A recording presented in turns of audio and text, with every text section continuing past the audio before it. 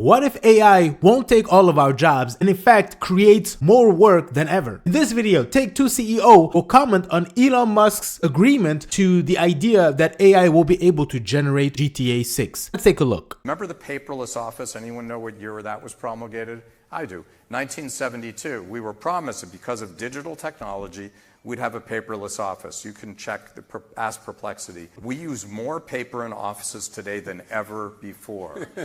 just a fact, and we employ more people in offices. Finally, if AI were going to get rid of employment, the richest man on earth, Elon Musk, knows a little something about AI, last time I checked. He has unlimited financial resources, and he has unlimited human resources, and he has apparently an unlimited number of ideas. He also, he knows his way around AI.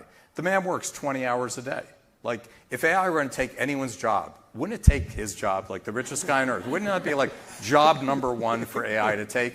Why is he so busy? And by the way, why am I working harder than ever, despite the fact that I totally accepted AI into every part of my life? In fact, if you look at the data, we can actually see that the job market has not completely collapsed, which is what you would expect, right? The source of this chart right here is US Bureau of Labor Statistics. And as you can see, after the COVID job slump, we can see there was a huge bump, right? But then now we're kind of back to baseline and it appears a flattening here. And on top of that, think about this. We're currently at war, right? There was a war anyways. And also oil prices have escalated and yet everything is still flat. So you would have to actually have seen a total collapse of jobs, right? If AI was truly going to decimate the job market. In fact, when you look at people who are actually well known, for example, this person right here, who created a very sophisticated front-end framework that virtually all front-end developers use, he confirms that every friend I talk to is overworked since AI. Working weekends, always on their phone prompting, kind of sad, and I get this. Even myself, when it comes to AI, I'm constantly prompting. There's always something to do. Whenever the AI is not working or whenever I'm not doing anything, it feels like there's so much I could do. And I feel like everybody's probably feeling this level of stress. At least all the very productive people. Each time you prompt the AI, it generates a wall of text, right?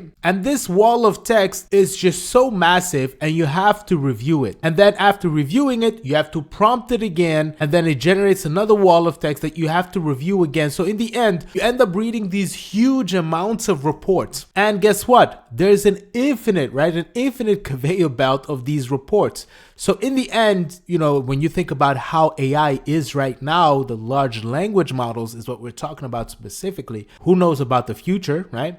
But as of right now, it's just an infinite conveyor belt of reports. I mean, this does not sound like less work. Yes, the nature of the work has changed. You can't do low-level work anymore. You can't just summarize stuff. That's not going to get you any money. You have to do more work, and that's the catch. Now we're doing more work, higher-level work. So in the end, there might be more work for you and me. But I would love to hear your perspective. Definitely let me know in the comment section below. I do want to give a special shout out to the Patreons, and if you would like to support this channel, consider becoming a Patreon. Salute, soldier.